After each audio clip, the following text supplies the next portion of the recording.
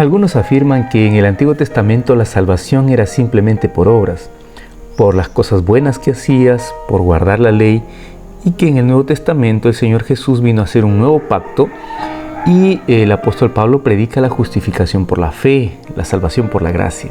Es decir, en el Antiguo Testamento Dios salvaba por obras y en el Nuevo Testamento el Señor salva por la gracia, se vuelve un Dios misericordioso, el Dios de la gracia. Sin embargo, el Salmo 32 comienza diciendo: bienaventurado aquel cuya transgresión ha sido perdonada y cubierto su pecado. Bienaventurado el hombre a quien Jehová no culpa de iniquidad y en cuyo espíritu no hay engaño. La salvación siempre ha sido por gracia. La misericordia de Dios siempre ha acompañado a la humanidad. Dios muestra su misericordia, muestra su gracia, muestra su salvación por gracia, su justificación por la fe. La justificación por la fe no es del Nuevo Testamento. Dios siempre ha justificado por la fe a sus hijos. El verso 3 dice lo siguiente: mientras callé se envejecieron mis huesos en mi gemir todo el día, porque de día y de noche se agravó sobre mí tu mano, se volvió mi verdor en sequedades de verano. Poéticamente lo que está diciendo el salmista es que el remordimiento, la ansiedad, la depresión consumía sus huesos, consumía su vida porque no pedía perdón por sus errores. Y es que, apreciado amigo, a pesar de ser justificados por la fe, a pesar de tener salvación por gracia, tanto en el Antiguo como en el Nuevo Testamento, el pecado no puede ser perdonado si no hay confesión. Existe un pecado imperdonable, y el único pecado imperdonable es aquel por el cual no se pide perdón.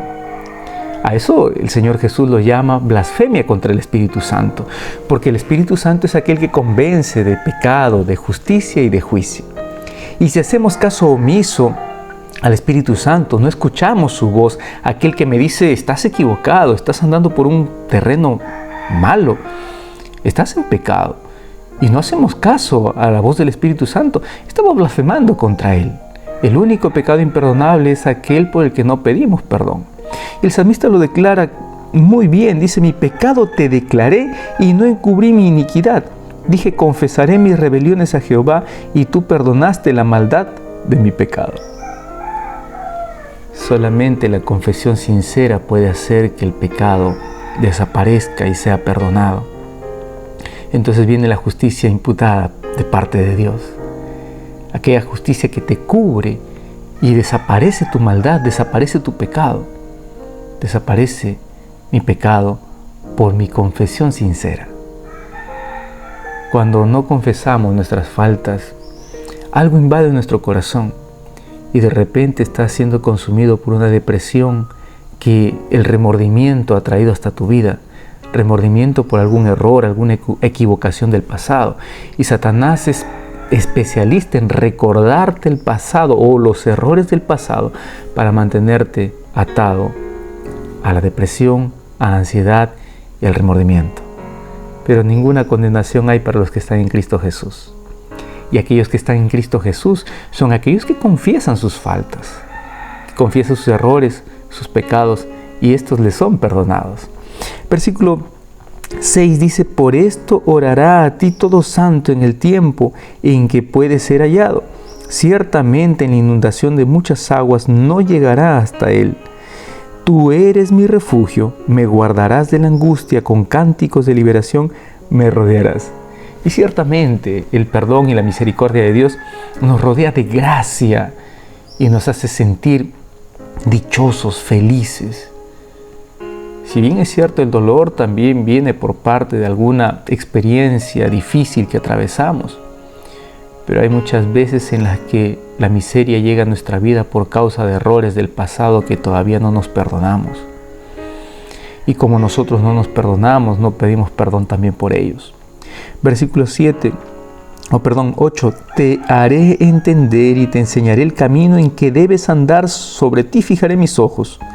No seáis como el caballo o como el mulo, sin entendimiento, que han de ser sujetados con cabestro y con freno, porque si no, no se acercan a ti. Y es cierto, apreciado amigo. Ayer en el Salmo 31 vimos que nuestra fe debe ser direccionada hacia Dios. Debemos tener una fe ciega en Él, entregar nuestra vida a Él por completo y dejar que Él guíe nuestro camino. Entonces el salmista compara a un mulo o a un caballo, a aquella persona que no se deja guiar y que tiene que ser atada, tiene que ser amarrada para andar por el camino donde debe andar.